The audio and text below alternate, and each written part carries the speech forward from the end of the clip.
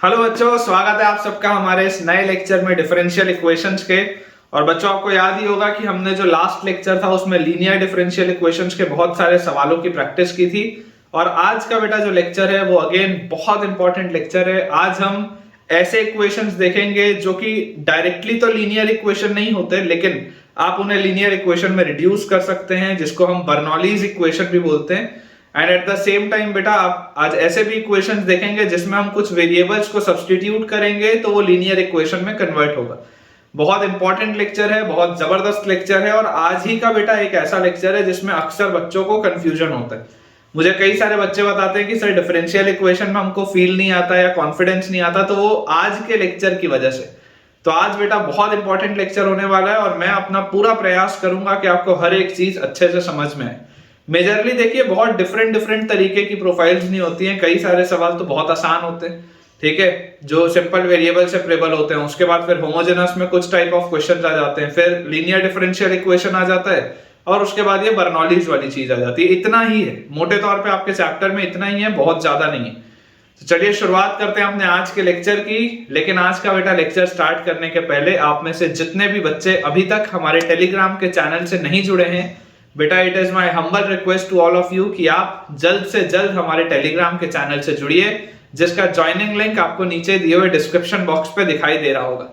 अब उस चैनल को ज्वाइन करने से आपको बच्चों दो फायदे होंगे। जो पहला एडवांटेज है वो ये है कि क्योंकि बच्चों मैं एक दिन में मल्टीपल लेक्चर्स पोस्ट करता हूं, तो कई बार बच्चों का कोई ना कोई लेक्चर छूट जाता है या मिस हो जाता है, या उन बच्चों को इस बात की जानकारी ही नहीं होती कि मैंने कोई नया वीडियो पोस्ट भी किया है। तो इस चीज से बचने के लिए हमारा जो टेलीग्राम का चैनल है वो बहुत बेटा आपके लिए मदद करेगा। क्योंकि मैंने एक हैबिट डेवलप की हुई है कि जब भी मैं कोई वीडियो यूट्यूब में पोस्ट करता हूं, मैं इमीडिएटली उसका एक क्रिएटिव टेलीग्राम के चैनल पर भी डालता हूं, ताकि आप बच्चों को हमेशा इस बात की जानकारी रहे कि कौन से दिन कितने बजे किस टॉपिक पे एक नया वीडियो पोस्ट किया गया है, ताकि आप उसे देखें और हमेशा अपडेटेड रहें। जो हमारा सेकेंड एडवांटेज है टेलीग्राम चैनल का वो ये है कि यार यहाँ पर तो देखो मैं आपको बहुत सारे क्वेश्चंस की प्रैक्टिस करवा रहा हूँ।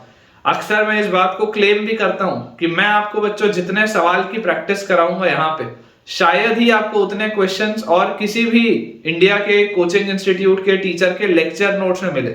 क्योंकि मैं अलग अलग 6 से 7 सोर्सेस के पूरा जो निचोड़ है वो आपको दे रहा हूँ। बट बिलीव मी बच्चों, इतने सवाल भी सफिशिएंट नहीं है। अगर आपको मेंस और एडवांस क्रैक करना है तो नंबर ऑफ क्वेश्चंस की प्रैक्टिस बहुत ज्यादा होनी चाहिए। तो ये आपको एक्स्ट्रा क्वेश्चंस कहाँ मिलेंगे, जवाब आपको पता है, अगेन आपके टेलीग्राम के चैनल पे। तो यार किस बात का आप इंतजार कर रहे हैं, जल्दी से हमारे टेलीग्राम के चैनल को ज्वाइन करिए, जिसका ज्वाइनिंग लिंक आपको नीचे डिस्क्रिप्शन बॉक्स पे मिल जाएगा। अब अगर आप हमारे डिस्क्रिप्शन बॉक्स तक पहुंच ही चुके हैं तो यार आपको उसमें एक यूट्यूब चैनल का भी लिंक दिख रहा होगा। सवाल ये उठता है कि अब भला ये वाला यूट्यूब चैनल कौन सा है। तो बेटा ये मेरा पर्सनल यूट्यूब चैनल है। मेरा ऐसा मानना है कि अभी आप जिस एग्जाम की तैयारी कर रहे हैं, बहुत स्वाभाविक सी बात है कि आपको कई बार डिमोटिवेशन होगा, या आप खुद पर कई बार सवाल उठाएंगे कि यार हम इस काबिल हैं भी या नहीं कि एग्जाम में सिलेक्ट हो। तो आपको इन सारी परिस्थितियों से बाहर निकालने के लिए, आपको मोटिवेट करने के लिए, आपको इंस्पायर करने के लिए बेटा वो यूट्यूब चैनल है। और मेरा हमेशा उसमें प्रयास रहेगा कि मैं आपके लिए उसमें ऐसा कंटेंट शेयर करूं जो कि आपको वापस पूरी एनर्जी दे और आपको एक पॉजिटिव फ्रेम ऑफ माइंड में रखे। तो आप अगर चाहें तो आप उस YouTube चैनल को भी विजिट एक बार बच्चों करके देखें, और अगर आपको फायदा होता हो तो आप उसे भी सब्सक्राइब कर लें। चलिए स्टार्ट करते हैं बेटा अपना आज का लेक्चर। बहुत इंपॉर्टेंट लेक्चर है, और अगर आपको मेरे पढ़ाने से थोड़ा सा भी फायदा हो रहा हो तो इस वीडियो को लाइक कर दीजिए। देखिए मैं बेटा बेसिकली आपको दो टॉपिक्स एक साथ कराऊंगा। दो टॉपिक्स एक साथ में आप यहां पर लिख लीजिए, equations reducible to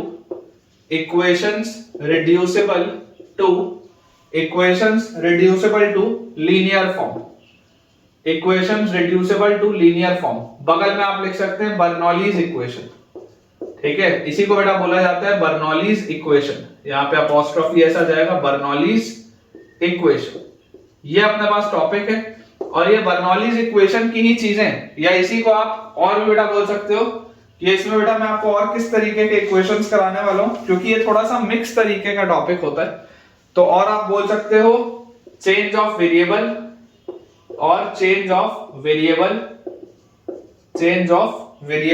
bye suitable substitution, bye suitable substitution. ठीक है ना। मैं आपको बच्चों मिक्स तरीके के क्वेश्चन कराने वाला हूं, तो उसमें या तो वो बर्नौलीज इक्वेशन आएगा या चेंज ऑफ वेरिएबल आएगा, या दोनों का मिक्सचर होगा। मैं आपको क्या बोलना चाहता हूं, मैं आपको समझाता हूं। पहले हम बेटा एक थ्योरेटिकल पॉइंट लिख लें। ठीक है, थ्योरेटिकल आप पॉइंट लिखेंगे, द इक्वेशन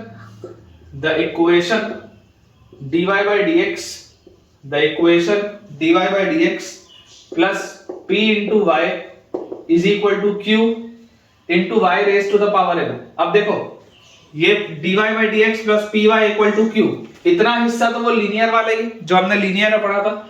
ये y की पावर n आपको एक्स्ट्रा मिल रहा है। आपके ओरिजिनल सवाल में मतलब लीनियर में ये नहीं होता था, ये y की पावर n एक्स्ट्रा आ रहा है। ठीक है, तो is equal to q into y की power n, where p and q are functions of x, where p and q are functions of x, जहां पर बच्चों p और q जो होता है वो x के फंक्शन होते हैं, is reducible to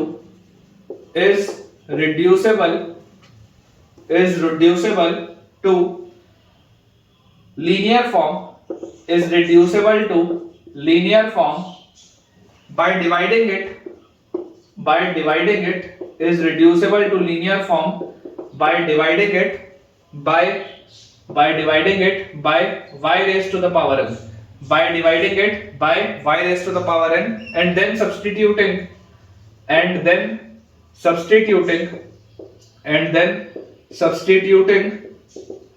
y raised to the power minus n plus 1 equal to t, and then substituting y raised to the power minus n plus 1 equal to t। फिलहाल आप बच्चों से इसको नोट करके रखिए, मैं आपको इसको एक्सप्लेन करता हूं कि इसका मतलब क्या है, कैसे सॉल्व करना है, अप्रोच मैं आपको सारा समझाता हूं। सिर्फ यही थ्योरी है कि आपको इसको q को सिंपल q के फॉर्म में रखना है, बाकी पूरी चीज से डिवाइड करना है, सिर्फ इतनी सी थ्योरी। अभी हम जैसे ही सवाल करेंगे आपको देखिएगा क्लैरिटी ज्यादा आ जाएगी। ठीक है, इसको बेटा आप नोट कर लीजिए, मैं बोर्ड क्लियर करता हूं और आपको क्वेश्चन सॉल्व कराता हूं। देखिए बच्चों, सवाल अपने पास इसमें दिया हुआ है, आपको डिफरेंशियल इक्वेशन सॉल्व करने हैं। dy by dx is equal to xy plus x cube y square, dy by dx is equal to xy plus x cube y square। ठीक है, ये अपने पास बच्चों पहला सवाल है। अब देखिए क्लियरली आपको दिखाई दे रहा है कि अगर आप इसको रीअरेंज करके लिखें तो आप इसको लिखेंगे dy by dx minus x into y is equal to x cube, और उसके साथ ये वाई स्क्वायर आपको एक्स्ट्रा मिल रहा है। समझिए, अगर ये वाई स्क्वायर नहीं लिखा होता तो ये बढ़िया सा लीनियर डिफरेंशियल इक्वेशन होता, लेकिन अभी मुझे वाई स्क्वायर एक्स्ट्रा मिल रहा है, तो मुझे इसमें क्या करना पड़ेगा, मैं आपको बोलूंगा divide by Y square and proceed. जैसे बच्चों आप वाई स्क्वायर से इसको डिवाइड करेंगे, यही तो आपको होता है बर्नौलीज की, अगर आपके पास इस फॉर्मेट में आए तो आप सबसे पहले वाई स्क्वायर से डिवाइड करिए और आगे बढ़िए। वाई स्क्वायर से डिवाइड करते ही आपके पास देखो आ जाएगा यहां से बेटा 1 by Y square into d y by D x, 1 by Y square into d y by D x minus x by y. देख लो ध्यान से, वाई स्क्वायर से आप डिवाइड करोगे तो माइनस एक्स बाय वाई, और यहां पर अपने पास आ जाएगा बच्चों is equal to x cube. ये अपने पास आ गया। अब आप इस बात को समझिए कि अभी आपका ये लीनियर डिफरेंशियल इक्वेशन का प्रोफाइल डिस्टर्ब हो चुका है।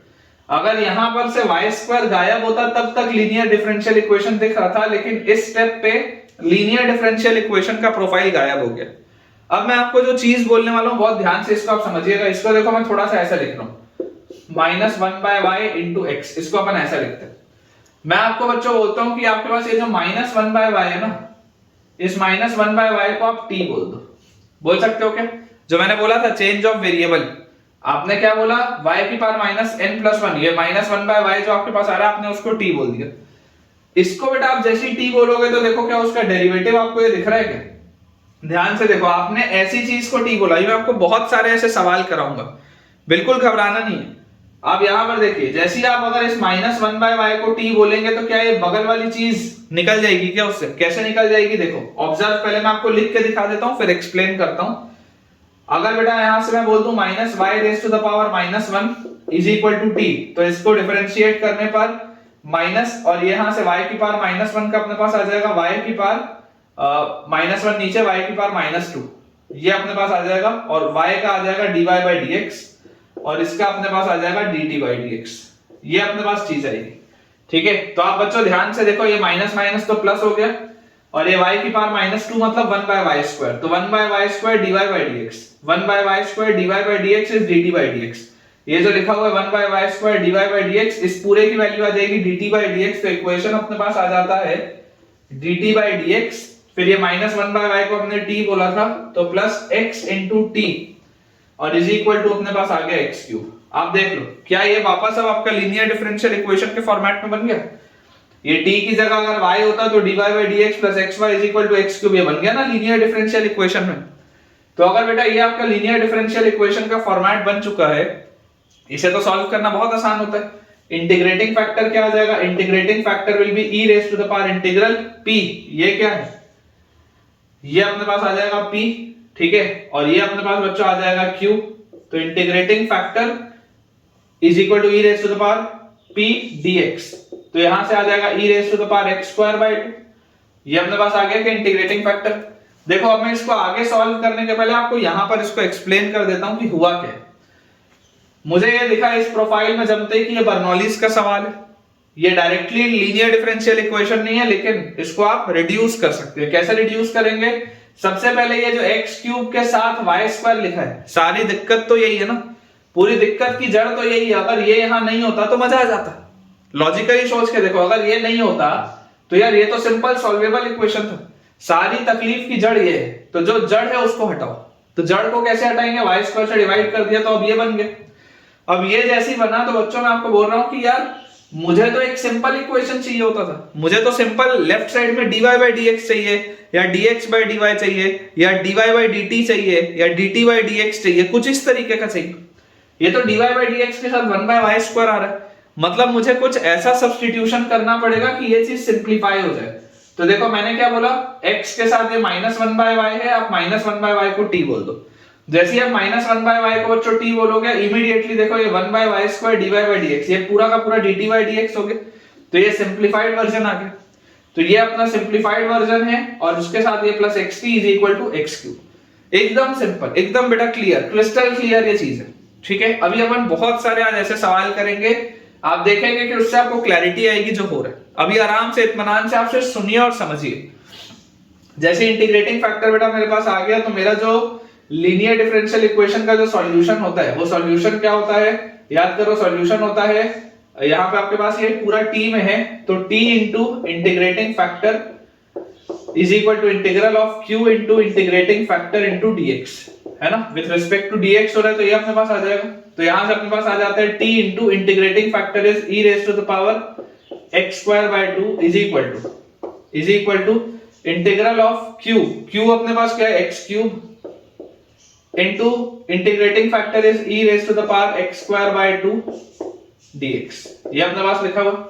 अब आप बच्चों याद करिए, ये इसको सॉल्व करना ज्यादा बड़ी बात नहीं है, आसान है। कैसे आप इसको सॉल्व करेंगे, इसको आप लिख सकते हैं इंटीग्रल ऑफ x क्यूब को आप लिख लो x स्क्वायर, फिर ये e की power x square bye 2 as it is, और फिर x क्यूब में से एक x स्क्वायर है तो एक x यहां लिख लो, x dx आप एक साथ लिख लो, लिख सकते हैं ऐसा। अब आप इमेजिन करो, अगर बेटा आप x स्क्वायर की वैल्यू m बोलते हो, इमेजिन आप करिए अगर आप x स्क्वायर की वैल्यू m बोलते हैं, तो यार यहां से 2x या x स्क्वायर भी m मत बोलो, आप बोलो x स्क्वायर बाय 2 को। ये जो x स्क्वायर बाय 2 लिखा हुआ है ना, आप इस x स्क्वायर बाय 2 को अगर m बोलते हो, तो यार यहां से मेरे पास क्या आ जाएगा, x स्क्वायर का डिफरेंशिएशन इज 2x और dx, और y यहां पे 2 ऑलरेडी है, this will be equal to dm, 2 से 2 गया। तो अगर मैं x स्क्वायर बाय 2 को m बोल दूं, तो यार ये x dx जो है वो dm बन जाएगा। तो आप देखो ये लिखा क्या हुआ है, ये अपने पास लिखा हुआ है x स्क्वायर मतलब क्या होगा, 2m इंटू e की power x square bye 2, x square bye 2 is m, और उसके बाद x dx इज dm, ये अपने पास लिखा है। तो अगर बेटा ये अपने पास लिखा हुआ है, तो यार यहां से भी आप देखो 2 बाहर निकाल सकते हो, और 2 बाहर निकालने के बाद अब ये बाय पार्ट्स का सवाल है। बाय पार्ट्स में अगर आप आइलेट का कंसेप्ट देखोगे, तो आइलेट के कंसेप्ट के हिसाब से आपका बेटा जो एक्सपोनेंशियल है ये सेकंड फंक्शन होगा, और ये जो अलजेब्रिक है ये फर्स्ट फंक्शन होगा। तो इसका इंटीग्रेशन क्या होगा, बाय पार्ट्स के अगर आप हिसाब से देखोगे, तो first function into integration of second function minus complete integral of derivative of first, खत्म, integral of second is e की पावर m dm। और e की पावर m dm का इंटीग्रल भी क्या होता है बेटा, e की पावर m dm का इंटीग्रल होता है e की पावर m। ये अपने पास आ गया। यार यहां से मेरे पास रिजल्ट क्या आ रहा है, अगर मैं रिजल्ट ध्यान से देखूं तो यहां लिखा हुआ है t इंटू ई की power x square by 2। t क्या था, t था अपने पास minus one by y, t is minus one by y, तो ये अपने पास आता है minus one by Y into e raise to the power x square bye 2, e raise to the power x square bye 2 is equal to, यहां पर देखो final answer क्या आता है 2। अब इन दोनों में से आप देखो e की पावर m बाहर आएगा, तो 2 इंटू ई की पावर m, m क्या है x स्क्वायर बाय 2, तो x स्क्वायर बाय 2, और ब्रैकेट के अंदर आपके पास बचेगा m माइनस वन, m क्या था अपने पास, m था x स्क्वायर बाय 2, तो x square bye 2 minus one, और इसमें बेटा ऐड हो जाएगा some constant of integration c। ये आपके पास बच्चों रिजल्ट आएगा। तो अगर हमारे पास ये रिजल्ट आ जाता है तो इसको देखो मैं थोड़ा सा रीस्ट्रक्चर करके जो मेरे पास फाइनल आंसर जिस फॉर्मेट में लिखा हुआ है, अपन देखो इसको क्या लिख सकते हैं, this can be written as minus e raise to the power x square bye 2 upon y is equal to 2 into e raise to the power x square bye 2 और into x square minus 2 by 2, पूरे का LCM आ गया, और plus c, ये 2 से ये 2 cut गया आपके पास। तो यहां से बच्चों आपके पास y will be equal to, y अगर मैं उधर ले जाऊं तो y will be equal to minus times of e raise to the power x square bye 2 divided बाय, ये पूरी चीज अगर डिनोमिनेटर में आ जाए तो e raise to the power x square bye 2 और multiplied by x square minus 2 plus some constant of integration c। आप इस तरीके से बच्चों अपना आंसर को छोड़ सकते हैं, अदरवाइज ये जो अपन ने लिखा था ये भी सही था, मेरे पास इस फॉर्मेट में आंसर दिया हुआ था इसलिए मैंने आपके लिए इस फॉर्मेट में आंसर निकाल लिया है। Final answer will be y is equal to minus e raise to the power x square bye 2 divided by x square minus 2 into e raise to the power x square bye 2 plus some constant of integration c। बिल्कुल सही। तो आप देखिए देख सकते हैं कि ये जो इक्वेशन था, original equation linear differential equation बिल्कुल भी नहीं था, ओरिजिनल बच्चों ये था बर्नौलीज इक्वेशन, ठीक है। Originally this was Bernoulli's equation, लेकिन बर्नौलीज इक्वेशन को बहुत आसानी से आप लीनियर डिफरेंशियल इक्वेशन में कन्वर्ट कर सकते हैं। कन्वर्ट करने का मैंने आपको तरीका बताया कि पहले जो प्रॉब्लम क्रिएटर है, ये जो चीज है जो प्रॉब्लम क्रिएट कर रहा है, जो जड़ है पूरे कारण का, उसको आप उससे डिवाइड कर दो और फिर वेरिएबल का चेंज लगा के सॉल्व कर दो। बहुत सारे अभी अपन और इसमें सवाल करेंगे, 100% बेटा मैं आपको बोल रहा हूं, आप सिर्फ शांति से सुनिए और लिखिए, आपका बेटा देखिएगा कॉन्फिडेंस आज के लेक्चर के एंड तक बहुत इंक्रीज हो जाएगा। अगला बच्चों अपने पास इसमें देखिए क्वेश्चन लिखा हुआ है dy by dx minus 2y tan x, dy by dx minus 2y tan x is equal to minus y square into tan raise to the power 4x, minus y square into tan raise to the power 4x, ठीक है। ये अपने पास बच्चों देखो सवाल लिखा हुआ है। अगेन अगर आप इसको भी ध्यान से देखेंगे तो मुझे क्लियरली दिख रहा है कि ये y स्क्वायर की वजह से सारा झमेला है, क्योंकि यहां पर देखो y का एक टर्म होना चाहिए था और यहां पर y वाला टर्म नहीं होना चाहिए था, तो सारी जड़ जो है वो y स्क्वायर की वजह से। ये बात आपको आती है समझ में, क्योंकि देखो अगर आप इसको रीअरेंज करके लिखोगे तो रीअरेंज करके आप इसको लिख सकते हो dy by dx और उसके बाद minus 2 tan x into y is equal to minus tan raise to the power 4x into y square, ये है। तो अगर ये y स्क्वायर नहीं होता तो ये सिंपल सा इक्वेशन था, सॉल्वेबल था, सारी जड़ y स्क्वायर है। तो अगर सारी जड़ बेटा y स्क्वायर है तो y स्क्वायर से डिवाइड कर दो, तो y स्क्वायर से डिवाइड कर दिया जाएगा 1 by y square dy by dx minus 2 tan x by y is equal to minus tan raise to the power 4x, ये अपन ने कर लिया।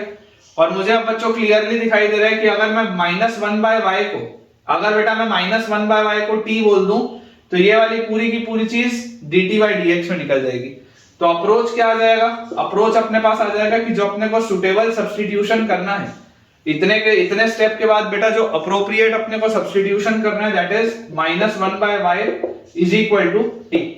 तो जैसे ही माइनस 1 by y की वैल्यू हम t बोलते हैं, यहां से हमारे पास आ जाएगा माइनस y की पावर माइनस 1 को अगर हमने t बोला है तो माइनस नीचे और y की power minus 2 into dy by dx is equal to dt by dx, ठीक है। y की power minus 2 into dy by dx is equal to dt by dx।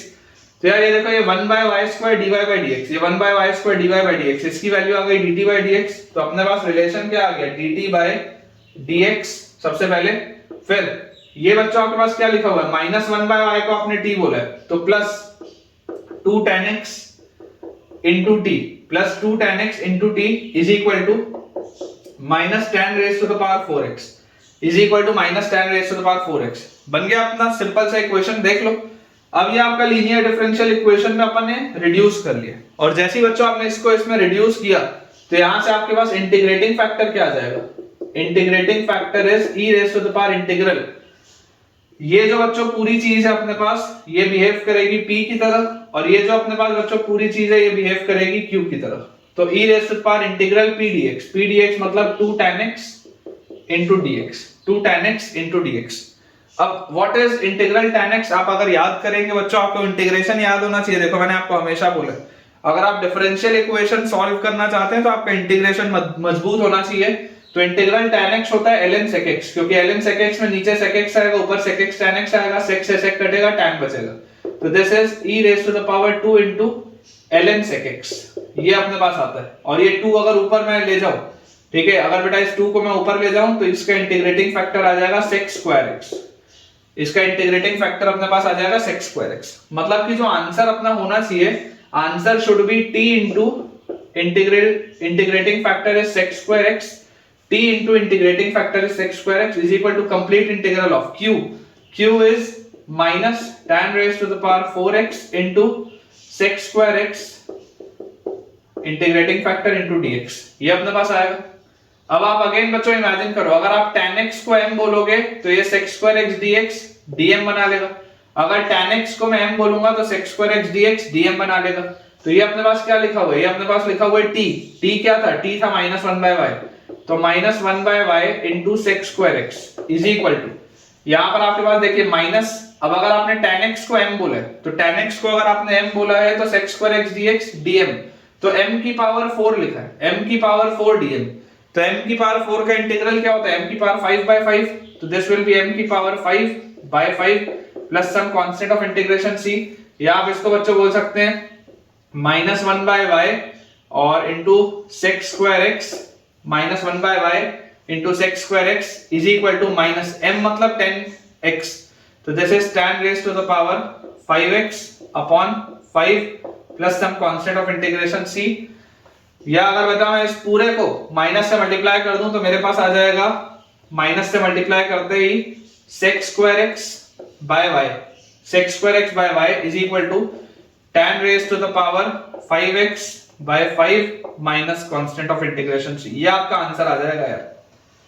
देख लो बेटा ध्यान से, अगर आपके पास इसमें ओरिजिनल सवाल में कोई कंडीशन दी होती तो ये c की भी वैल्यू निकल आती, तो फाइनल आंसर अपने पास आ जाता, लेकिन ये भी सही, इसमें कोई दिक्कत नहीं।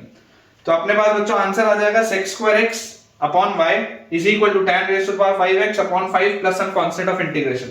अब आप plus some constant of integration लगाओ या minus some constant of integration लगाओ, फर्क नहीं पड़ता, क्योंकि जैसे ही सवाल में आपके पास कंडीशन आएगी ऑटोमेटिकली ये चीज बैलेंस आउट हो जाएगी। ठीक है, तो मुझे बच्चों उम्मीद है कि इन सवालों से आपको थोड़ा सा कॉन्फिडेंस इंक्रीज हो रहा होगा।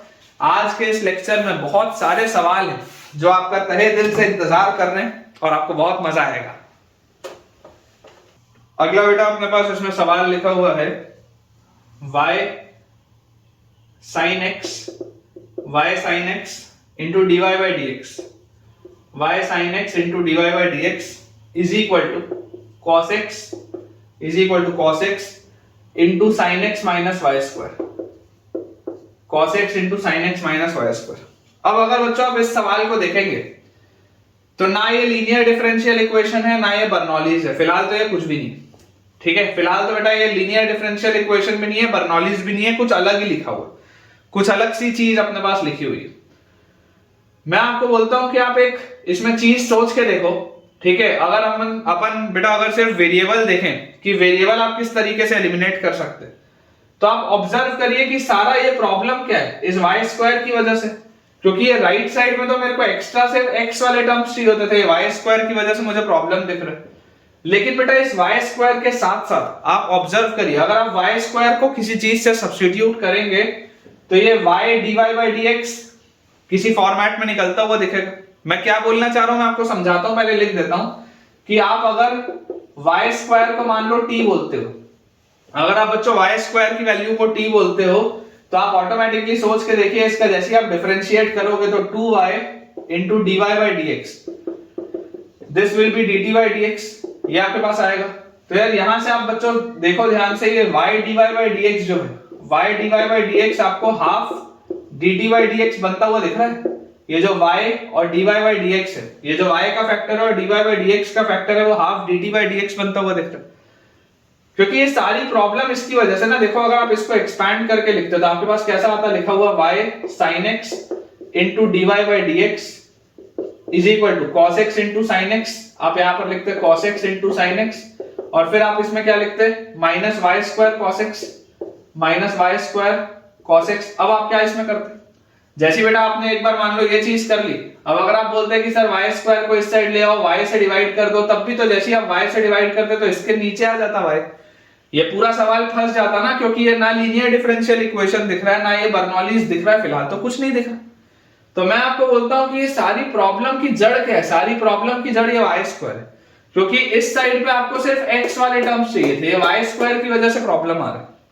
तो अगर ये वाई स्क्वायर की वजह से प्रॉब्लम आ रहा है तो वाई स्क्वायर को आप t बोलो।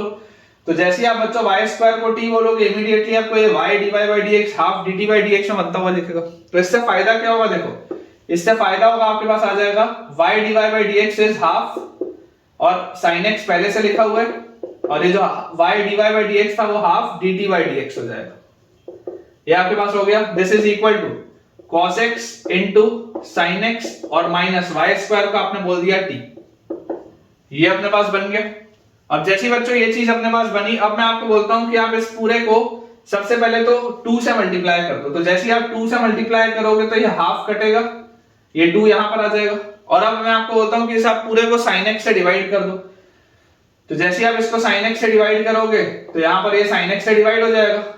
तो अब आपके पास देखो LHS से बचा सिर्फ और सिर्फ dt बाई डी एक्स। क्या लिखा हुआ है मैं आपको बता देता हूं, लिखा है अपने पास dt by D x is equal to ये 2 cos x by sin x into sin x, sin से sin कटेगा तो ये लिखा हुआ है 2 cos x सबसे पहले, फिर 2 into cos bye sin is cot, तो 2 cot x और माइनस t, तो minus 2 cot x into t, ये अपने पास लिखा हुआ। या इसको बच्चों हम रीअरेंज करके लिख सकते हैं dt by D x plus 2 cot x, dt by D x plus 2 cot x into t is equal to 2 cos x।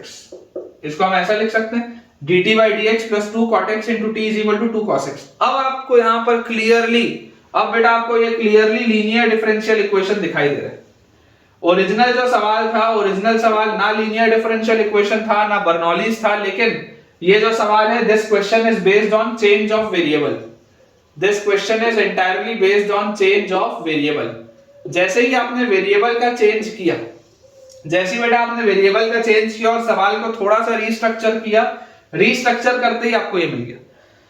अब आपको बेटा कई बार ये भी ख्याल आएगा कि सर आपको तो पता था इसको कैसे सॉल्व करना है, इसलिए आपने तो कर लिया, हमको पेपर में कैसे क्लिक करेगा। आप में से कई सारे ऐसे बच्चे होंगे जिसके मन में ये डाउट आ रहा होगा। तो बेटा मैं आपको बता दूं कि अभी समय है प्रैक्टिस का, ठीक है ना। मैं आपको ऐसी वाली वैरायटी के क्वेश्चंस इसीलिए दिखा रहा हूं ताकि आप अगर देखेंगे तो सोचना सीखेंगे, ताकि नेक्स्ट टाइम अगर आपके पास इस तरीके की कोई भी चीज आए तो आपका एक बार माइंड इस बात पे तो जाए कि यार इस dy बाय dx के साथ मुझे y दिख रहा है, यहां मुझे y स्क्वायर दिख रहा है, अगर मैं वेरिएबल को सब्स्टिट्यूट कर दूंगा तो कुछ बनता हुआ दिखेगा।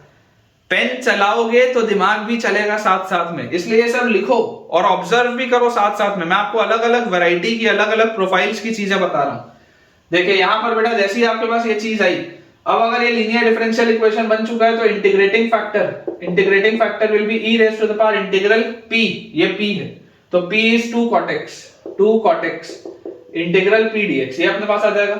अब cot x क्या होता है बेटा, cot x का इंटीग्रल होता है, याद करो cot x का इंटीग्रल होता है ln sin x, क्योंकि जैसे ही आप इसको डिफरेंशिएट करोगे sin आपके पास नीचे आएगा और sin नीचे आते ही आपके पास ऊपर क्या आ जाएगा, sin नीचे आते ही ऊपर आपके पास आ जाएगा cos x, उसका डिफरेंशियल, ठीक है।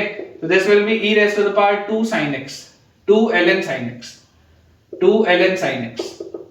देख लो आप, जैसे इसको डिफरेंशिएट करोगे 1 बाय sin x और sin का cos, तो cos bye sin is cot, तो यहां से आपके पास ये 2 अगर घूम के ऊपर चला जाए तो this will B sin square x। आगे इंटीग्रेटिंग फैक्टर, अब अगर इंटीग्रेटिंग फैक्टर मेरे पास आ चुका है तो फाइनल आंसर मेरा क्या होना चाहिए, अगर ये बेटा आपके पास लीनियर डिफरेंशियल इक्वेशन था ये, तो final answer will be t into integrating factor is sin square x should be equal to, हमारे पास अब क्या आ जाएगा, integral of q is 2 cos x, q is 2 cos x into integrating factor is sin square x और dx। ये अपने पास final answer है। यहां पर अब हम क्या करें, तो बेटा मैं आपको बोलूंगा आप sin x को t बोलो या sin x को आप बोल दो m। अगर आप sin x को m बोलोगे तो ये cos x dx आपका बन जाएगा dm। सोच के देखो, अगर हम sin x को m रखेंगे तो sin x को m रखते ही cos x dx तुरंत अपने पास क्या बन जाएगा, sin x m रखते ही cos x dx dm बन जाएगा। तो यहां से आपके पास आंसर देखो क्या आता हुआ दिख रहा है, t हमने क्या माना था, t हमने माना था y स्क्वायर, तो y square into sin square x is equal to, यहां पर बच्चों हमने sin x को m बोला है, इस 2 को आप बाहर निकाल लो, ठीक है। तो sin x को हमने m बोला है तो cos x dx हो गया dm, तो integral of m square dm, m square का इंटीग्रल होता है m cube by 3, m cube by 3 मतलब कि इसको आप डायरेक्टली लिख सकते हो 2 बाय 3, और m क्यूब मतलब sin x का क्यूब, तो आ जाएगा sin क्यूब x और plus some constant of integration c। सीधा आप बेटा यहां से आंसर इसमें लिख सकते हैं, ठीक है ना। अब आपको इतना इंटीग्रेशन आ गया है कि आपको ये बेसिक सी चीजें समझ में आ जाए। तो फाइनल आंसर अपने पास जो आएगा that is y square sin square x is equal to 2 by 3 into sin cube x plus some constant of integration c। बिल्कुल सही। चलिए, कॉन्फिडेंस अगर आपका इंक्रीज हो रहा हो तो मुझे कमेंट से बताएं जरूर। नेक्स्ट बेटा अपने पास इसमें सवाल लिखा है dy by dx plus 1 by x into sin 2y, dy by dx plus 1 by x into sin 2y is equal to x cube into cos square y is equal to x cube into cos square y। ठीक है क्या, ये अपने पास सवाल है। अब देखिए अगर आप इसको भी अच्छे से ऑब्जर्व करें तो आपको क्लियरली बेटा यहां पर दिखाई दे रहा है कि यार यहां पर अगर ये x क्यूब और यहां पर cos स्क्वायर y है, फिलहाल ये जो इक्वेशन है ये लीनियर डिफरेंशियल इक्वेशन तो कतई नहीं है, बिल्कुल भी नहीं है। क्यों? क्योंकि यहां पर आपके पास dy by dx था, यहां पर सिंपल y का टर्म चाहिए था, यहां पे तो sin 2y लिखा है।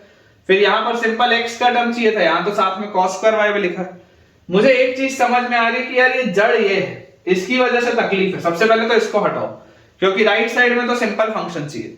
तो अगर मैं आपको बोलता हूं कि मुझे cos स्क्वायर y को हटाना है तो cos स्क्वायर y को हटाने के लिए मैं आपको बोलता हूं डिवाइड, अप्रोच मत समझिए बेटा, अलग अलग अप्रोचेस हैं। Divide LHS and RHS, divide LHS and RHS by cos square y। अगर आप cos स्क्वायर y से इसको पूरे को डिवाइड कर दे तो ये cos स्क्वायर y हट जाएगा यहां से।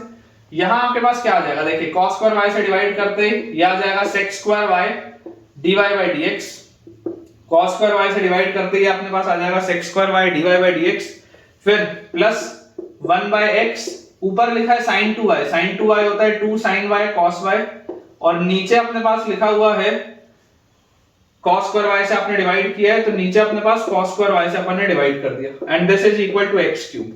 ये आपके पास कन्वर्ट हो गया। सोचना पड़ता है, देखो मुझे इस चीज को पता है कैसे सॉल्व करना है इसलिए मैंने डायरेक्टली पहला स्टेप लिखा। आपके लेवल में हो सकता है आप इसको sin 2y से पहले डिवाइड करके देखते फिर आपको कोई फायदा नहीं मिलता, फिर आप cos स्क्वायर y से डिवाइड करके देखते तो आपको फायदा मिलता। समझ पा रहे हो? प्रैक्टिस से बेटा ये सारे थॉट्स आने लगते हैं। डे 1 पर ये सारे थॉट्स हमको भी नहीं आते थे, ना दिग्गज बेटा टीचर्स को आते थे, किसी को नहीं आता था। ये सारी चीजें प्रैक्टिस से आती है। तो आप जितना समय कॉपी किताब के साथ बिताएंगे, आप जितना समय सवालों को सोचेंगे, ठीक है, और इस पेन से लिखेंगे जितना समय, तब बेटा आपको जाके चीजें क्लियर होंगी और आपका थॉट प्रोसेस इंक्रीज होगा। ठीक है, तो देखिए ये अपने पास आ गया। अब ये करते ही यहां से कुछ मिल रहा है क्या, तो मैं बोलता हूं इस cos y से एक ये cos कटा, तो अब मेरे पास लिखा हुआ है sec square y into dy by dx plus 1 by x into ये अपने पास लिखा हुआ है 2 tan y, ये अपने पास बच्चों लिखा हुआ है 2 tan y, ठीक है, 2 tan y is equal to x cube. अब यहां से मुझे फायदा होता हुआ दिख रहा है। क्यों यहां से मुझे फायदा होता हुआ दिख रहा है? देखो अभी ये इक्वेशन बेकार सा था, डायरेक्टली बर्नौलीज नहीं बोलूंगा लेकिन हाँ उसकी फील दे रहा था, ये बर्नौलीज की फील दे रहा था क्योंकि यहां पर y वाला टर्म था, यहां पर भी y वाला टर्म था। डायरेक्टली बर्नौलीज नहीं बोलूंगा लेकिन उसकी फील जरूर आ रही है कि यहां पर भी आपके पास y वाला टर्म है, यहां पर भी आपके पास y वाला टर्म है, और इस एक्स्ट्रा इसकी वजह से प्रॉब्लम क्रिएट हो रही थी। तो मैंने इससे डिवाइड किया, इससे डिवाइड करके मेरे पास ये इक्वेशन बना। अब मुझे क्लियरली दिख रहा है कि अगर मैं एक जगह बस वेरिएबल चेंज कर दूं तो मजा आ जाएगा। आप देखो, आपको हमेशा इस बात की बेटा जानकारी है कि ये आपको एक सिंप्लीफाइड फंक्शन चाहिए होता है। ये आपको सिंप्लीफाइड फंक्शन चाहिए होता है। अगर मैं आपको बोल दूं कि यार tan y को आप t बोल दो, अगर बेटा मैं आपको बोल दूं कि tan y को आप t बोल दो, तो tan y की बेटा वैल्यू t रखते ही अपने पास क्या आ जाएगा, tan y को t रखते ही sec square y into dy by dx, sec square y into dy by dx will be dt by dx आ जाएगा तुरंत अपने पास ही। तो देख लो आप, sec square y dy by dx is dt by dx पहला term, फिर plus ये 2 by x इस तरीके से, और उसके साथ tan y को मैंने रख लिया t, और इज इक्वल टू अपने पास लिखा हुआ है x क्यूब। क्या ये बढ़िया सा मस्त सा लीनियर डिफरेंशियल इक्वेशन बन गया क्या? ये बर्नौलीज की फील्ड ले रहा था, डिवाइड किया इससे, एक्स्ट्रा वाले टर्म से डिवाइड करते ही ये मेरे पास बना। ये बनाते ही मुझे मजा आ गया, क्यों? क्योंकि tan y को t बोलते ही ये वाली पूरी चीज dt by dx। अब ये एक सिंपल सा लीनियर डिफरेंशियल इक्वेशन है, और जैसे ही मेरे पास ये लीनियर डिफरेंशियल इक्वेशन आया, मेरा अप्रोच क्या होगा? मेरा अप्रोच होगा कि भाई साहब ये मुझे p दिख रहा है, भाई साहब ये मुझे q दिख रहा है, और अगर p और q मुझे मिल चुका है, इसका मतलब क्या होगा? Integrating factor is equal to e raise to the power integral p dx। p dx बोले तो 2 by x dx। अब इसको ध्यान से देखो, e की पावर 2 बाहर, dx by x is ln x, और 2 उसके ऊपर घूम के, तो इंटीग्रेटिंग फैक्टर मेरे पास आ गया x स्क्वायर। और जैसे इंटीग्रेटिंग फैक्टर बच्चों मेरे पास x स्क्वायर आ गया, final answer should be t into integrating factor is equal to complete integral of q, q is x cube into integrating factor is x square dx। ठीक है, बहुत आसान सी बात है। तो यहां से हमारे पास देखो t क्या था? t था tan y, तो this is tan y multiplied by x square is equal to x cube, और x square is this is x raised to the power 5, x की पावर 5 का इंटीग्रल होता है x की power 6 by 6 plus some constant of integration। ये final answer आएगा, देख लो। मुझे तो यार बहुत मजा आ रहा है सॉल्व करने में, ठीक है, बहुत मजा आ रहा है बेटा सॉल्व करने में। देखिए आपका आंसर आपके पास आ चुका है, शानदार सा tan y into x square is equal to x raised to the power 6 by 6 plus some constant of integration c। ठीक है, एंड आई होप कि आपको ये बहुत बढ़िया तरीके से बच्चों समझ में आया होगा, और आपका कंसेप्ट एकदम क्रिस्टल क्लियर होगा। ठीक है, आपको भी अगर कॉन्फिडेंस आ रहा है तो मुझे कमेंट्स में शेयर करें, मैं आपके लिए बहुत सारे सवाल लाया हूं ताकि आपका कॉन्फिडेंस इंक्रीज हो। अगला बच्चों अपने पास इसमें सवाल लिखा है dy by dx minus tan y upon x plus 1 is equal to 1 plus x into e raised to the power x into sec y। ये अपने पास बच्चों सवाल लिखा है। अब अगेन अगर आप ध्यान से इसको ऑब्जर्व करें तो ये भी बर्नौलीज की फील्ड दे रहा है। dy by dx वाला टर्म है, फिर यहां पर x वाले टर्म के साथ एक y वाला टर्म होना चाहिए था, यहां tan y लिखा है, फिर राइट साइड में केवल x वाला टर्म चाहिए था, राइट साइड में सिर्फ x वाला टर्म चाहिए था, यहां पर sec y एक्स्ट्रा मिल रहा है। तो मुझे क्लियरली दिखाई दे रहा है कि जड़ ये जड़ है जिसकी वजह से तकलीफ आ रही है, ये वो प्रॉब्लम का एरिया है जिसकी वजह से तकलीफ आ रही है। तो मैं बोलता हूं sec y से डिवाइड कर दो। जैसे आप इसको sec y से डिवाइड करोगे, divide LHS and RHS by sec y। ठीक है, तो यहां पे आपके पास बच्चों sec y से डिवाइड करते ही यहां से देखो, जैसे आप sec y से डिवाइड करोगे 1 by sec is cos y into dy by dx। ठीक है, फिर यहां पर आप जैसे इसको sec y से डिवाइड करोगे तो sec से डिवाइड करते ही यहां आ जाएगा cos, यहां अगर आ जाएगा ऊपर cos तो tan is sin by cos, cos से cos कटेगा, डायरेक्टली लिख रहा हूं, ध्यान से देखिएगा, minus sin y into 1 by x plus 1 directly लिखा हूं। तुम चाहो तो अच्छे से प्यार से लिख सकते हो, छोटा छोटा स्टेप बना के, कोई दिक्कत नहीं है, ये आ जाएगा sec y से डिवाइड करते ही ये आपके पास आ जाएगा। ठीक है, and this is equal to 1 plus x into e raised to the power x आ गया ये अपने पास। अब जैसे यार ये चीज आई, मुझे मजा आता हुआ दिख रहा है। कैसे मजा आता हुआ दिख रहा है? देखो, ये जो sin y है, अगर मैं इसको सब्स्टिट्यूट कर दूं, क्यों मैं सब्स्टिट्यूशन की फील कैसे आएगी? सब्स्टिट्यूशन की फील आएगी ये देख के कि यार ये बेकार टर्म लिखा है, इसको सिंप्लीफाइड फॉर्म लिखना है। ये जो डेरिवेटिव होता है ना, फर्स्ट ऑर्डर डेरिवेटिव, ये अकेला होना चाहिए, खाली होना चाहिए, अकेला, इसके साथ कोई नहीं होना चाहिए, इसको अकेले रहना पसंद है। आप ऐसे सोचो, ये जो आपका फर्स्ट ऑर्डर डेरिवेटिव है, इसको अकेले रहना पसंद है, इसको कोई और नहीं चाहिए साथ में। तो अगर इसको अकेले रहना पसंद है तो मैं आपको बोलूंगा कि यार इस sin y के साथ थोड़ी छेड़छाड़ करो। कैसी छेड़छाड़ करो? मैं बोलता हूं इस sin y को आप मान लो क्या, t। तो जैसे इसको मानोगे तो यहां से आपके पास आ जाएगा cos y dy by dx बराबर dt बाई dx आ जाएगा अपने पास ये। और जैसी हमारे पास बच्चों ये चीज आई cos y dy by dx is equal to dt by dx, तो यहां से आपके पास आ गया dt by dx minus this is 1 by x plus 1 minus 1 by x plus 1 into sine y की value t is equal to 1 plus x into e raise to the power x। ये आ जाएगा क्या अपने पास। और क्या ये अब हमें बहुत ही एक बढ़िया सा सुंदर सा प्यारा सा लीनियर डिफरेंशियल इक्वेशन दिख रहा है क्या? देख लो बन गया, यही तो बनाना था।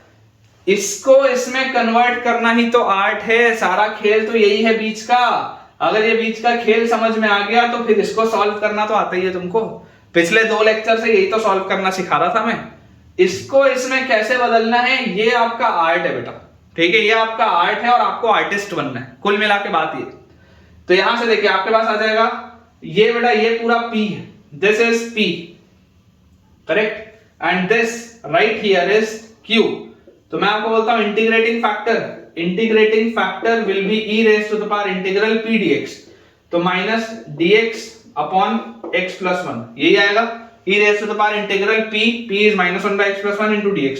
अब dx बाई x प्लस 1 क्या होता है, dx बाई x प्लस 1 का इंटीग्रल होता है ln x प्लस 1, तो e raise to the power minus बाहर है और ln x प्लस 1 ये होता है, माइनस घूम के ऊपर जाएगा, e और ln बैलेंस आउट होगा तो 1 बाई x प्लस 1 ये अपने पास आएगा। अगर इंटीग्रेटिंग फैक्टर मेरे पास निकल चुका है तो फाइनल आंसर मुझे दिखता हुआ है t into integrating factor is 1 upon x plus 1, t into integrating factor is 1 upon x plus 1 और is equal to complete integral of q is 1 plus x into e raise to the power x into integrating factor is 1 upon x plus 1 dx। x plus 1 से x plus 1 खत्म, ऊपर बेटा लिखा है t है sin y, तो this is sin y upon x plus 1 is equal to e की power x dx is e की power x plus some constant of integration c। ये आंसर आएगा यार, देख लो, this is the required answer. Check कर लीजिए बेटा, sin y upon x plus 1 is equal to e raise to the power x plus some constant of integration c। बिल्कुल सही, अपन ने जो सॉल्व किया वो बिल्कुल करेक्ट है। बेसिकली इसके आगे की कहानी बहुत आसान है, इसके पीछे की कहानी में थोड़ी सी मेहनत है, थोड़ा सा दिमाग लगना है, लेकिन क्योंकि आज हम फर्स्ट टाइम इस टॉपिक को पढ़ रहे हैं तो समझने में थोड़ी सी हो सकता है कुछ बच्चों को दिक्कत आ रही है, लेकिन जैसे जैसे आप समय के साथ मैच्योर होता जाएगा बेटा आपका माइंड, तो ये सब चीजें आपको बहुत आसान लगने लगेंगी। अगला बेटा अपने पास इसमें जो सवाल दिया है, ठीक है, तो उसमें लिखा हुआ है dy by dx plus 1 by x, dy by dx plus 1 by x is equal to e raise to the power y upon x square, ये लिखा हुआ है। अब यार ये सवाल तो डिफरेंशियल इक्वेशन में लीनियर डिफरेंशियल इक्वेशन का नहीं दिख रहा, और इसमें तो बर्नौलीज भी नहीं दिख रहा, क्योंकि बर्नौलीज वाले के लिए भी तो यहां पर एक y का टर्म चाहिए था, ये तो बर्नौलीज भी नहीं दिख रहा, ना ही ये लीनियर डिफरेंशियल इक्वेशन दिख रहा है। लेकिन फिर भी अगर मुझे इसको सॉल्व करना है तो मुझे एक चीज पता है, मुझे पता है कि रूट कॉज क्या है प्रॉब्लम का। प्रॉब्लम में तकलीफ है यहाँ पे, ये भाई साहब हैं जिनको तकलीफ है, अदरवाइज तो मैं आसानी से सॉल्व कर सकता था। आप इमेजिन करिए अगर मैं इस 1 बाई x को वहां ले जाता और इसको 1 बाई x को एलसीएम लेके सॉल्व करता तो सॉल्व हो जाता वेरिएबल सेपरेबल से, लेकिन क्योंकि यहाँ पर e की पावर y लिखा हुआ है उसकी वजह से प्रॉब्लम है। नहीं तो आप सोच के देखो, अगर यहाँ पर e की पावर y ना लिख के 1 बाई x स्क्वायर होता और यहाँ पर 1 बाई x होता तब तो वेरिएबल सेपरेबल से निकल जाता सवाल, लेकिन अभी क्यों नहीं निकल सकता, क्योंकि यहाँ पर e की पावर y है। तो ये देख के माइंड में क्या ख्याल आता है कि यार e की पावर y से आप डिवाइड करो, तो क्या मैं बोलूंगा divide LHS and RHS, divide LHS and RHS by e raise to the power y। अब जैसे ही बच्चों आप e raise to the power y से इसको डिवाइड करेंगे आपके पास आ जाएगा यहां पर e raise to the power minus y into dy by dx plus e raise to the power minus y into 1 by x is equal to 1 by x square, ये अपने पास आ जाएगा। हमने बेसिकली क्या किया है, हमने e raise to the power minus y से मल्टीप्लाई कर दिया ऐसा बोल दो, या e raise to the power y से डिवाइड कर दिया ऐसा बोल दो, ये अपने पास आ गया लिखा हुआ। तो ये वाली चीज तो अच्छी बन गई जो कि सिंपल x के टर्म्स में लिखा है। अब मैं आपको बोलता हूं कि अगर मुझे ये वाला जो फर्स्ट ऑर्डर डेरिवेटिव था, अगर मैं बोलता हूं कि इसको अकेले रहना खुश था, तो अगर इसको अकेले रहना खुश था तो अब इसके साथ कौन आ गया, इसके साथ e की पावर माइनस वाई आ गया, हटाना पड़ेगा उसको, इसको तो अकेले रहना है।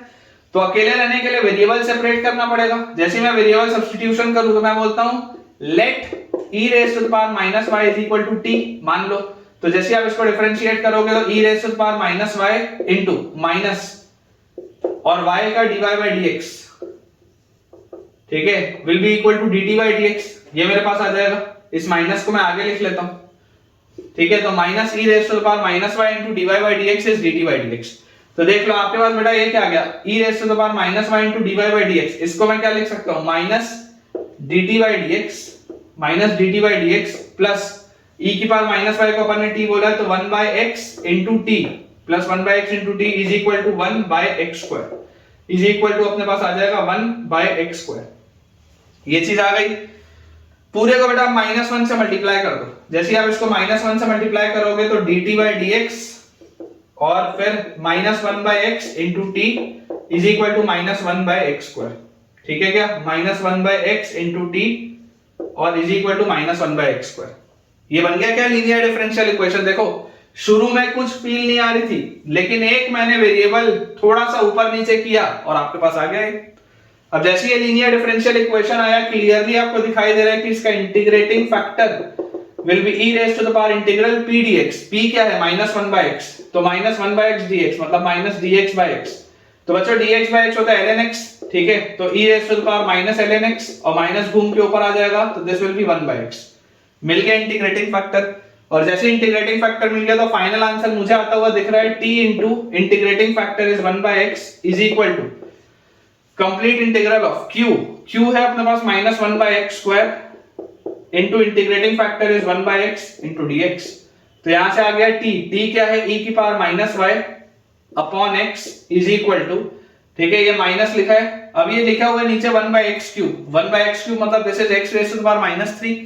तो अपने पास आ जाएगा x raise to the power minus 3 plus 1 by minus 3 plus 1 मतलब x raise to the power minus 2 by minus 2। तो x raise to the power minus 2 by minus 2 plus some constant of integration c, minus से minus कटा तो मेरे पास आ रहा है e raise to the power minus y upon x is equal to 1 by 2x square plus some constant of integration c। ये अपना आंसर आएगा यार, देख ये अपना आंसर आएगा। मैं आपको फिर बोल रहा हूं लीनियर डिफरेंशियल इक्वेशन के ऊपर की जो कहानी है उसी में पूरा आर्ट है, बस आपको वही सीखना है। अदरवाइज ये वाला हिस्सा अब आपको बहुत आसान लग रहा होगा क्योंकि पिछले 2 लेक्चर से हम यही बना रहे हैं। तो फाइनल आंसर बच्चों अपने पास जो आएगा that is e raise to the power minus y upon x is equal to 1 upon 2x square plus some constant of integration c। बिल्कुल सही। नेक्स्ट बेटा अपने पास इसमें सवाल लिखा है dy by dx plus x times sin 2y is equal to x cube into cos square y। dy by dx plus x times sin 2y is equal to x cube into cos square y, ठीक है, ये अपने पास आ जाता है। Again मैं आपको बोलूंगा देखो इसमें बर्नौलीज की फील आती है, क्यों, क्योंकि यहां पर y वाला टर्म है और यहां पर एक्स्ट्रा y स्क्वायर वाला टर्म है, ये cos स्क्वायर y लिखा है। तो अप्रोच क्या होगा, आपको इस cos स्क्वायर y से डिवाइड करना पड़ेगा क्योंकि जड़ तो यही है समस्या का, है ना, इसको आपको हटाना पड़ेगा। बर्नौलीज भी यही बोलता था। तो अगर आप मैं आपको बोल दूं divide LHS and RHS, divide LHS and RHS by cos square y, तो देखो cos स्क्वायर y से डिवाइड करते ही आपके पास क्या आ जाएगा, cos स्क्वायर y से डिवाइड करते ही sec square y into dy by dx plus x times, ठीक है। इस तरीके का हमने यार एक सवाल और बनाया है मेरे ख्याल से, रिपीटेड तो नहीं है ये, ऐसा एक बार मैं देख लेता हूं। नहीं, पिछला वाला जो था उसमें यहां पर 1 by x लिखा था, पिछले वाले सवाल में यहां पर 1 by x लिखा हुआ था, ये वाले में यहां पर x लिखा है। थोड़ा सा डिफरेंट है क्वेश्चन, आंसर बहुत डिफरेंट आएगा इसका, देखते हैं। तो अपने पास आ गया sec square y into x into sin 2y को आप लिख रहे हो 2 sin y cos y और आपने इस पूरे को डिवाइड किया cos स्क्वायर y से and this is equal to x cube. cos square y से बेटा ये एक cos से कट गया तो आपके पास ये लिखा हुआ है sec square y into dy by dx और प्लस x इंटू, है ना, या इसको आप ऐसे लिख लो 2x into sin y cos is tan y is equal to x cube. ये अपने पास दिया यार, इसमें मजा आता हुआ दिख रहा है मुझे, क्यों? मुझे इसमें फील आती हुई दिख रही है कि ये देखो इसमें सब्स्टिट्यूशन तो करना पड़ेगा। ये वाली चीज को अगर आपको अकेले करना है तो आप tan y को बोल दो t। जैसे आप बच्चों tan y को t बोलोगे, इमीडिएटली आपके पास sec square y dy by dx becomes dt by dx, ये आपके पास हो जाएगा। तो इक्वेशन आपके पास बन जाएगा sec square y dy by dx is dt by dx और plus 2x into tan y को आपने बोला t इज इक्वल टू अपने पास आ गया x क्यूब, ये मिल गया अपने पास। और बेटा जैसे ही हमने ये लिखा, यार ये तो linear differential equation, linear differential equation देखते integrating factor will be e raise to the power integral p। ये बच्चों जो चीज लिखी हुई है दिस इज p, तो इंटीग्रल p dx, तो 2x dx ये अपने पास आएगा। तो यहां से देखो e raise to the power 2 x dx का x स्क्वायर बाय 2, तो यहां से आपके पास आ गया e raise to the power x square, ये आ गया इंटीग्रेटिंग फैक्टर। तो यहां से अपने पास जो फाइनल आंसर आएगा that is t into integrating factor is e raise to the power x square is equal to complete integral of q is x cube into e raise to the power x square dx। तो इसको आप देखो कैसे लिख सकते हो, इसको आप लिख सकते हो integral of x square into e raise to the power x square into x dx, ऐसा इसको अपन लिख सकते हैं। इस x क्यूब को मैंने ब्रेक कर दिया x स्क्वायर और x में। अब अगर बेटा मैं आपको बोल दूं कि x स्क्वायर को आप बोल दो m, तो x स्क्वायर को m बोलते ही 2x dx becomes dm, तो यहां से आपके पास हो गया t into e raise to the power x square is equal to complete integral of x square को आपने बोला m, तो m into e raise to the power m और x dx बनता है हाफ dm, तो 1/2 और यहां बन जाता है dm, ये आपके पास चीज आती। और जैसे बेटा ये चीज मेरे पास आ गई, अब मुझे इसमें दिख रहा है बाय पार्ट्स लगता हुआ, तो बाय पार्ट्स अगर मैं इसमें लगा लूं तो आइलेट के कंसेप्ट के हिसाब से this is second function and this is first function, यही होगा। तो यहां से आपके पास आ जाएगा t क्या था, t था tan y, तो tan y into e raised to the power x square is equal to 1/2 into by parts लगाते ही first function into integral of second function minus complete integral of derivative of first function खत्म, integral of second function e की power m dm। और e की power m का integration क्या होता है, e की पावर m का इंटीग्रेशन होता है अपने पास e की पावर m, ठीक है, ये अपने पास आ जाएगा और plus some constant of integration c।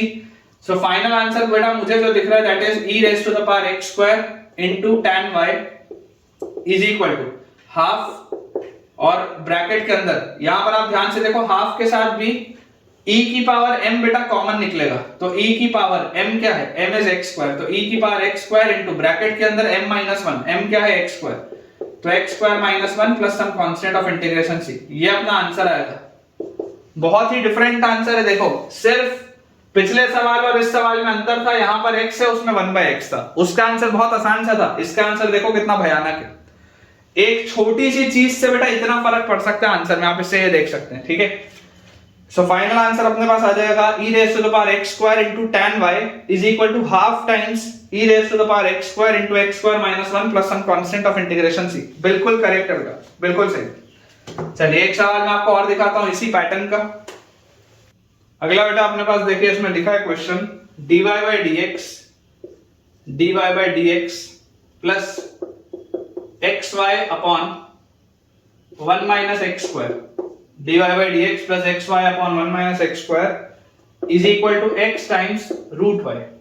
Again clearly बेटा मुझे यहाँ पर देखो दिखाई दे रहा है कि ये भी बर्नौलीज की फील देता है, क्योंकि यहाँ पर आपको देखो y वाला टर्म दिख रहा है, बाकी x वाला पूरा टर्म है, यहाँ पर ये रूट y आपको एक्स्ट्रा मिल रहा है, ये जो रूट y है ये आपको एक्स्ट्रा मिल रहा है। अगर ये रूट y नहीं होता तो ये सिंपल लीनियर डिफरेंशियल इक्वेशन होता, तो अगर ये रूट y मुझे एक्स्ट्रा मिल रहा है तो आप इसको रूट y से डिवाइड करेंगे और आगे बढ़ेंगे। जैसे ही आप इसको बेटा डिवाइड करेंगे रूट y से, divide LHS and RHS by root y, तो आपके पास यहाँ पे आ जाएगा 1 by root y into dy by dx, ठीक है। फिर इसको अगर आप रूट y से डिवाइड करेंगे तो आपके पास आ जाएगा x root y upon 1 minus x square is equal to x, ये अपने पास आ जाएगी चीज। अब यार अगेन मुझे देखो दिखाई दे रहा है कि ये जो पूरी चीज थी ये अकेले रहना चाहती थी, यहां पर आपको ये रूट y दिखाई दे रहा है। अगर आप रूट y को t बोल दें, अगर आप रूट y को t बोल दें तो 1/2 root y into dy by dx, 1/2 root y into dy by dx will be dt by dx। Differentiation हमको आते ही रूट y का होता है 1/2 रूट y, तो यार यहां से आप देखो ध्यान से कि ये 2 को अगर मैं यहां ले जाऊं तो मेरे पास क्या आ जाएगा 1/√y dy by dx, 1/√y dy by dx, इसकी वैल्यू आ जाएगी 2 dt by dx। तो मेरे पास आ जाएगा 2 dt by dx प्लस ये अपने पास बच्चों √y को आपने क्या बोला है, √y को आपने t बोला है, तो x by 1 minus x square into t is equal to x लिखा है अपने पास, ये दिया हुआ है। और मैं एक बात जानता हूं कि यार मुझे dt by dx अकेला चाहिए, उसके साथ 2 भी नहीं होना चाहिए, अकेला। तो ये 2 से आप इसको और डिवाइड कर दो, ठीक है, इस 2 से आप इसको और डिवाइड कर दो पूरे इक्वेशन को, तो ये अपने पास आ जाएगा। अब हाँ, अब मुझे क्लियरली दिखाई देता है कि यार ये जो आ रहा है this is a linear differential equation, और अगर ये एक लीनियर डिफरेंशियल इक्वेशन मुझे दिया है तो इसका इंटीग्रेटिंग फैक्टर मेरे पास क्या आएगा, देखो ध्यान से, integrating factor will be e raised to the power integral p dx। ये बच्चों जो पूरी चीज लिखी है ये पूरी चीज p है, तो p dx मतलब आपके पास आ जाएगा x dx upon 2 into 1 minus x का स्क्वायर, तो 1/2 बाहर और 1 minus x का स्क्वायर, ये आपके पास लिखा है। अब यार मुझे एक चीज समझ में आती है कि अगर मैं यहां पर 1 minus x स्क्वायर को बोल दूं m, इमेजिन करो अगर मैं 1 minus x स्क्वायर को बोल दूं m, तो यार यहां से -2x dx will B dm, मतलब आप बोल सकते हो x dx will B -1/2 dm, x dx will B -1/2 dm। तो मेरे पास इंटीग्रेटिंग फैक्टर क्या आ गया, इंटीग्रेटिंग फैक्टर मेरे पास आ गया e raised to the power half पहले से था into integral of x dx की जगह आप लिखेंगे -हाफ, तो -हाफ dm और अपॉन 1 minus x स्क्वायर को m। तो यार ये मेरे पास लिखा हुआ है e raised to the power -1/4 और integral dm by m is ln m, मतलब ये मेरे पास लिखा हुआ है m की पावर -1/4 और m की पावर -1/4 मतलब इंटीग्रेटिंग फैक्टर मेरे पास क्या आ जाएगा, m था ये, तो 1 minus x स्क्वायर की पावर -1/4, ये आएगा यार इंटीग्रेटिंग फैक्टर। बहुत भयानक सा है, बहुत भयानक सा है, लेकिन ये आएगा। तो यहां से मेरे पास अब फाइनल आंसर क्या आएगा, final answer will be t into integrating factor which is 1 minus x square raised to the power -1/4 is equal to complete integral of q, तो q अपने पास आ जाएगा x/2 into इंटीग्रेटिंग फैक्टर, मतलब ये अपने पास आ जाएगा 1 minus x square raised to the power -1/4, ठीक है, into dx, ये अपने पास आना चाहिए। और इसको बेटा आप देखो कैसे लिख सकते हो, 1 minus x square raised to the power -1/4 जो लिखा है, अगर मैं इसको ऐसा लिख लूं कि 1/1 minus x square raised to the power 1/4, -1/4 को नीचे ले आओगे तो 1/4 आ जाएगा। तो यार यहां से अब देखो मेरे पास बच्चों क्या आ जाएगा, दोबारा आप ध्यान से अगर आप इसको ऑब्जर्व करोगे तो 1 minus x square को अगर हम m रखते हैं, 1 minus x square को अगर हम m रखते हैं तो ये जो x dx है वो -1/2m बनता है, मतलब आपके पास ये देखो ये वाला जो 2 है, ये वाले 2 को आप बाहर रखो, ठीक है, x dx जो होगा, x dx आपके पास बनेगा -1/2 dm, ठीक है, x dx बनेगा -1/2 dm और नीचे 1 minus x square को अगर आपने m रखा है तो ये आपके पास बनेगा m की पावर 1/4। तो यहां से अपने पास देखो क्या आ रहा है, ये बेटा चीज अपने पास आ जा रही है -1/4 सबसे पहले, और ये m की पावर -1/4 dm, m की power -1/4 plus 1 by m -1/4 plus 1, मतलब अपने पास आ जाएगा क्या, m की power 3/4 upon 3/4, m raised to the power 3/4 upon 3/4, ये आ जाएगा। तो ये 4 से ये 4 गया, तो ये अपने पास आ जाता है -m raised to the power 3/4 upon 3, ये अपने पास आता है। तो अगर मैं फाइनल आंसर लिखूं, ये बेटा मैंने पूरा सॉल्व कर दिया, अगर मैं फाइनल आंसर लिखूं तो final answer is t is √y into 1 minus x square की पावर -1/4, मतलब divided by 1 minus x square की पावर 1/4 इज इक्वल टू, यहां पर लिखा हुआ है -1/3 into m की पावर 3/4, m क्या था, m था 1 minus x square, तो into 1 minus x square की power 3/4 plus some constant of integration c, ये अपना आंसर आएगा।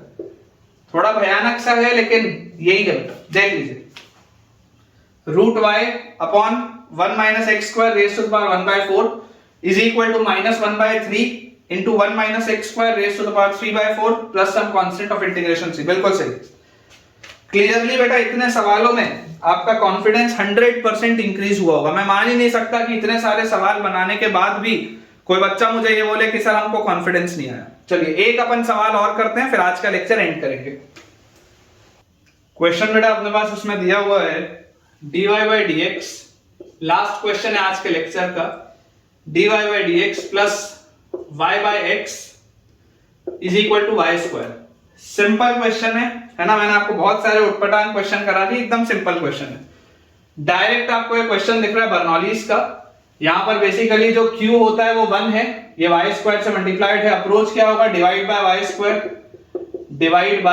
वाई स्क्वायर एंड प्रोसीड, तो आपके पास आ जाएगा 1 by Y square dy by dx, और जैसे आप इसको y से डिवाइड करेंगे तो 1 by Y into 1 by X और इज इक्वल टू 1, ये आपके पास आ जाएगा वाई स्क्वायर से डिवाइड करते।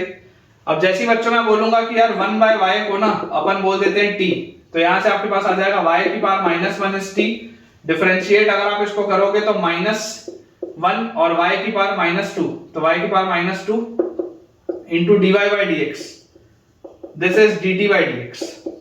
ठीक है, तो यार यहां से आप देखो ये बेटा लिखा हुआ है Y square 1 by Y square dy by dx, यही तो लिखा है, ये जो लिखा हुआ है 1 by Y square dy by dx जो आपको अकेला चाहिए था, तो 1 by Y square dy by dx is minus dt by dx, तो ये हमारे पास आ जाएगा माइनस dt बाई dx, और 1 बाय वाई को हमने बोला t, तो plus 1 by x into t is equal to 1, तो यहां से अपने पास आ जाता है dt by dx minus 1 by x into t is equal to -1, ये आ गया क्या लीनियर डिफरेंशियल इक्वेशन।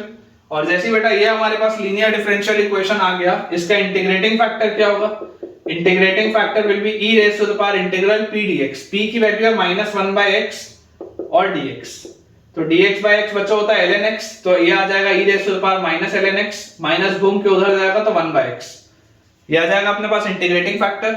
और जैसे बच्चों ये अपने पास इंटीग्रेटिंग फैक्टर आता है, यहां से अब मैं ऑब्जर्व क्या कर सकता हूं कि final answer will be t into integrating factor is equal to complete integral of q, तो q हमारे पास है -1 into integrating factor is 1 by x और dx, तो यहां से अपने पास आ जाता है t into 1 by x is equal to minus बाहर है dx by x is again ln x, तो minus ln x plus some constant of integration c, और फाइनली बच्चों देखो t क्या था, t आपके पास था 1 बाय y, तो दिस इज 1 बाय xy। ठीक है, इसमें अपन एक चीज करते हैं, इसमें बेटा अपन एक चीज करते हैं कि मेरे पास आंसर जिस फॉर्मेट में दिया है, उस फॉर्मेट को लाने के लिए आप कांस्टेंट ऑफ इंटीग्रेशन को लिख लो ln c, ठीक है ना। अदरवाइज देखो अगर आपको सवाल में कंडीशन दी होगी तो कंडीशन से तो डायरेक्ट आंसर वही आएगा दोनों ही मेथड से, लेकिन मेरे पास जिस फॉर्मेट में आंसर दिया उसको लाने के लिए आप कांस्टेंट की जगह लिख लो ln c, लिख सकते हो। तो यहां से आपके पास देखो t था 1 बाय y, तो 1 by xy is equal to ये ln c minus ln x is ln c bye x, तो हमारे पास यहां से आ जाएगा xy into ln c bye x is equal to 1, ये आंसर आ जाएगा। मेरे पास इस फॉर्मेट में आंसर दिया है, अदरवाइज आप नॉर्मली इसको सॉल्व करके या इतने में भी अपना आंसर छोड़ सकते हैं, कोई दिक्कत नहीं है।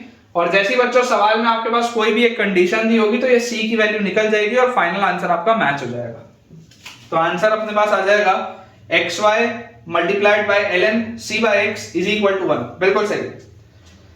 तो ठीक है बच्चों, विद दिस हम अपने आज के लेक्चर के एंड पे पहुंच चुके हैं और मुझे पूरी उम्मीद है कि आज जो मैंने आपको बर्नौलीज इक्वेशन का कंसेप्ट बताया, किस तरीके से हम किसी भी इक्वेशन को लीनियर डिफरेंशियल इक्वेशन में कन्वर्ट करते हैं, वेरिएबल्स को कैसे हम चेंज करते हैं, सब्स्टिट्यूशन हम कैसे करते हैं, ये तमाम चीजें आपको बहुत बढ़िया तरीके से समझ में आई होंगी और आज आपका कॉन्फिडेंस भी 100% इंक्रीज हुआ होगा।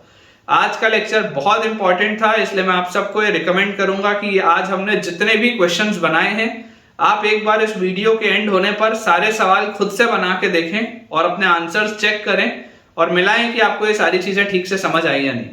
अगर आपको आज का लेक्चर पसंद आया हो मेरा, तो आज के वीडियो को जरूर आप लाइक करें, चैनल को सब्सक्राइब करें और दोस्तों के साथ इस चैनल को और इस वीडियो को रेफर करें ताकि उन सारे ही बच्चों की पढ़ाई बहुत बढ़िया तरीके से हो पाए। Thank you.